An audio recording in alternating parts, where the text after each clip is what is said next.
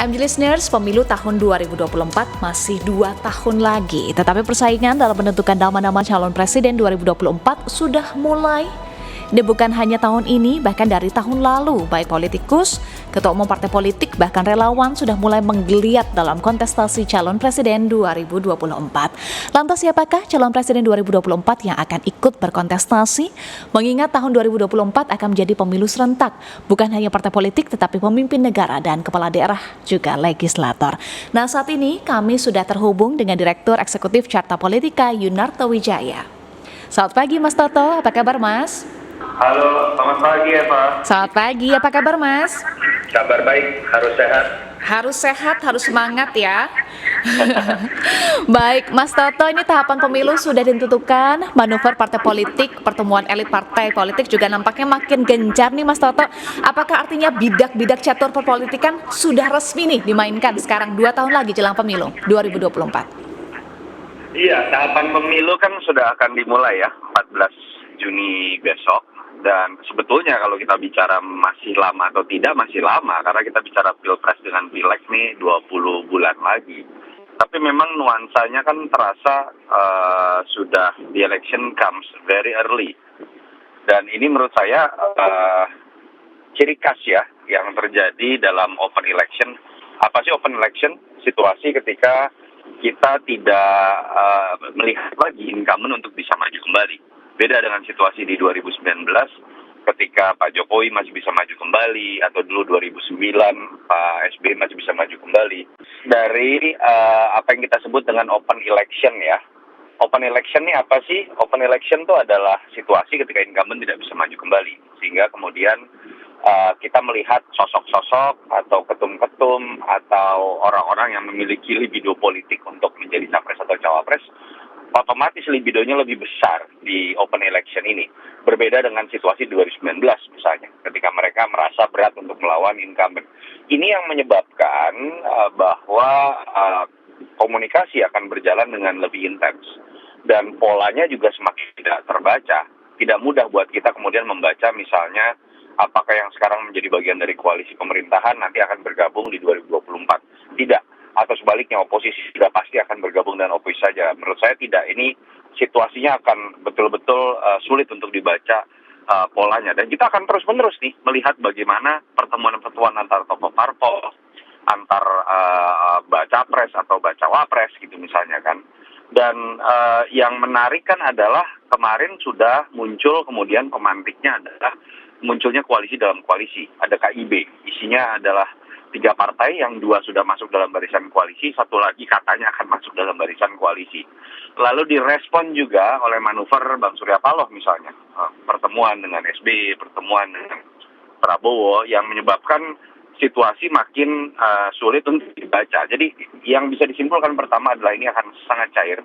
Dan yang kedua, saya pikir kalau ditanya siapa yang paling berpeluang untuk membentuk poros, pertama tentu saja PDI Perjuangan karena sudah memenuhi ambang presidensial threshold. Yang kedua, saya pikir akan ditentukan oleh Prabowo mungkin, yang tinggal membutuhkan 1 partai lagi untuk bisa maju. Dan yang ketiga yang menarik adalah poros tengah, tanda kutip ya, yang bisa berisikan partai-partai menengah.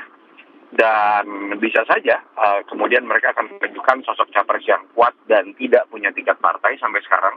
Karena bukan ketum partai, bukan pemegang kekuasaan di partainya. Di situ ada nama Ganjar dan Anies yang kemudian bisa menjadi ikatan buat poros tengah itu. Saya pikir secara seperti itu. Di prediksi Mas Toto ada 3 poros ya untuk pemilu 2024? Halo?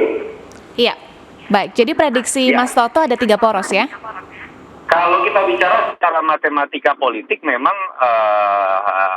sulit ya untuk kemudian membentuk 4 poros, walaupun teorinya dimungkinkan.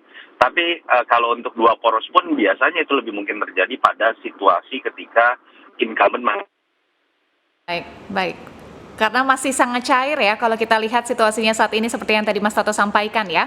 Tetapi menarik kalau kita bicara soal koalisi. Sudah ada koalisi awal yang terbentuk, KIB, ada Golkar, PAN dan juga P3. Bagaimana Mas Toto melihat koalisi awal, koalisi dini yang terbentuk ini? Apakah solid koalisi ini? Ketika bicara solid menurut saya malah masih jauh dari situasi yang bisa kita katakan ini sudah menuju kepada koalisi ya. Kalau kita bicara mengenai KIB misalnya, sampai sekarang belum punya capres. Padahal faktor pengikat terkuat dari koalisi adalah capres. Jadi sebelum adanya muncul nama capres dari KIB, saya menyebut KIB ini hanya kongko-kongko politik saja, bukan sebuah koalisi. Sama dengan pertemuan Surya Paloh dengan Prabowo atau SBY sebelum berani memunculkan nama capres, saya pikir ini juga masih sebatas kita sebut sebagai kongko politik. Jadi kita bisa menyimpulkan sebenarnya belum ada koalisi yang terbentuk dan sampai injury time semuanya masih mungkin terjadi. Baik, jadi masih jauh ya dari kata solid kalau koalisi dini ini, tetapi dengan adanya koalisi dini ini apakah ini contoh yang baik, artinya lebih akan siap menghadapi pemilu 2024 atau seperti apa Mas Toto? Karena kan biasa juga ya kalau koalisi di akhir-akhir mungkin bisa terjadi juga.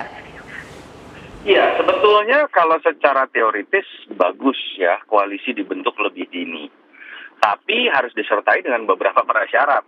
Harusnya koalisi ini sudah berani menyebutkan nama. Sehingga kemudian waktu buat mengenalkan nama capres-cawapres ini juga ke hadapan publik bisa lebih lama. Pendidikan politik bisa lebih didapatkan. Pro dan kontra dalam dialog lebih bisa didapatkan.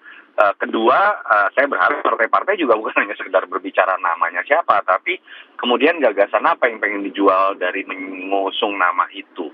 Apa kerjasama politik yang akan dibangun ketika mereka nanti akan masuk parlemen. Sayangnya, ya istilahnya policy seeker ya, dan sampai sekarang problemnya dari sejarah pemilu ke pemilu kita belum pernah melihat hal-hal seperti itu.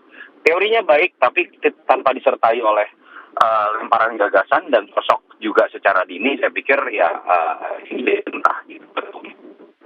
Mas Toto, kalau kita analisa lagi ya tanggapan Mas Toto terkait dengan pertemuan Surya Paloh, kemudian SBY, Prabowo, kemudian sebelumnya juga sempat bertemu dengan Airlangga. Nah, apakah ini sinyalmen yang kuat juga akan merapat begitu atau akan segera memunculkan nama karena Surya Paloh dan juga SBY disebut sebagai kingmaker nih? Ya, kalau Surya Paloh saya pikir menarik ya. Posisinya memang beliau bisa kita anggap punya ruang paling luas untuk menjadi kingmaker. Kenapa? Karena beliau mungkin salah satu sosok dari partai yang cukup besar yang berani menyatakan dirinya jauh-jauh hari tidak akan maju, bahkan menyatakan kadernya sepertinya tidak akan maju karena belum ada yang mumpuni, sehingga ruangnya sangat besar buat tokoh-tokoh yang elektabilitasnya tinggi tapi belum mendapatkan tiket untuk masuk dalam poros yang bisa digagas oleh Surya Paloh. Nah, kalau masuk dalam pertanyaan dari pertemuan kemarin, katakanlah terakhir ada Airlangga, ada AHY, kita samakan dengan SBY misalnya ya, lalu kemudian ada Prabowo, mana yang paling mungkin untuk bisa bergabung? Saya pikir pertama kan Airlangga kita tahu sudah membentuk KIB, sehingga kemudian bisa dianggap peluangnya sedikit menjadi lebih kecil. Yang kedua, saya pikir ketika berbicara mengenai Prabowo, walaupun mereka bersahabat lama, tapi ada satu hambatan besar yang membuat sulit Nasdem untuk Gerindra bergabung. Ketika kita tahu bahwa akan lebih menguntungkan buat Nasdem mengusung calon presiden yang bukan ketum partai lain. Karena efek ekor jas atau limpahan elektoralnya itu malah akan didapatkan oleh Gerindra dalam hal ini misalnya ya. Berbeda dengan ketika berbicara tentang SBY, ketika SBY hanya menyodorkan nama Agus sebagai cawapres misalnya, di situ kita masih melihat ruang besar bagi Nasdem untuk kemudian mengusung nama lain untuk menjadi capres, entah itu Anies, entah itu Ganjar, namanya sempat muncul begitu ya, dari isu terkait dengan poros yang mau dibangun oleh Nasdem, sehingga kalau dilihat dari tiga nama itu paling dimungkinkan menurut saya dengan Demokrat, apalagi kalau Demokrat mau mengalah untuk berbicara tidak memaksakan AHY menjadi cawapres. Tetapi overall menurut saya tetap dua nama yang paling dimungkinkan untuk maju diusung oleh Nasdem atau dimasukkan dalam list untuk poros Nasdem adalah Ganjar dan Anies, karena kedua orang ini memiliki elektabilitas yang tinggi tapi belum mendapatkan tiket partai, bahkan bisa dikatakan cenderung sekarang orang menduga apakah mereka akan dapat partai atau tidak. Jadi prediksi Mas Toto, Ganjar dan Anies yang akan disampaikan Nasdem dalam Rakernas ya tanggal 15 sampai 17 Juni karena salah satu yang saya terka seperti itu. Oke. Baik. Nah, kalau dari carta politika sendiri siapa Ya. saja nih capres dan cawapres yang akan bersaing sengit di 2024 meskipun ya belum ada yang mendeklarasikan, belum ada yang tegas begitu akan mengusung siapa? Iya, kalau kita lihat Eva, dari rilis-rilis yang kita lakukan ya di bulan Desember, di bulan Februari, di bulan April, dan mungkin kita minggu depan akan melakukan rilis juga, tidak ada perubahan yang cukup besar bahwa papan atasnya ini memang dikuasai oleh 3 nama. Jadi kalau kita lihat kecenderungannya memang papan atasnya ini sulit untuk digoyang. Yang pertama ada Ganjar Pranowo, dalam 3 survei terakhir sudah menduduki peringkat paling atas dan cenderung terus naik. Pak Prabowo di peringkat kedua cenderung agak turun perlahan, dan ketiga Mas Anies Baswedan cenderung stagnan. Sementara di papan tengah di bawahnya itu ada Ridwan Kamil, ada Sandiaga Uno, AHY, dan Mbak Khofifah, dan Erick Thohir, dan Mbak Puan misalnya. Tapi elektabilitasnya langsung jauh di bawah 5% atau di bawah 10% paling tidak begitu ya. Jadi kalau kita lihat hanya dari si elektabilitas, saya pikir 3 nama ini sulit untuk digoyang, dan yang menarik kan adalah dari 3 nama ini hanya satu sosok yang bisa dikatakan bisa menentukan tiketnya sendiri, yaitu Pak Prabowo. Disitulah menurut saya gray area atau pertarungan yang sungguhnya bisa terjadi dalam pembentukan poros koalisi di antara partai-partai, termasuk yang sedang dilakukan oleh Surya Paloh ketika memperebutkan 2 nama tadi, Anies Baswedan dan Ganjar Pranowo, yang elektabilitasnya papan atas tapi belum memiliki tiket dan membutuhkan poros tersendiri. Baik, menarik untuk kita simak bersama ya Mas Toto, karena situasinya masih cair, masih belum ada yang Masih sangat tegas cair. begitu ya untuk menentukan nama, untuk menyampaikan namanya. Baik, terima kasih sekali lagi Direktur Eksekutif Terima Carta kasih, Politika Eva. Mas Toto sudah Sama-sama. bergabung. Salam sehat dan hati-hati di jalan ya Mas Toto. Terima kasih. Baik, MG Listeners, tadi kita sudah simak bersama pernyataan yang disampaikan oleh Direktur Eksekutif Carta Politika terkait dengan pemilu 2024.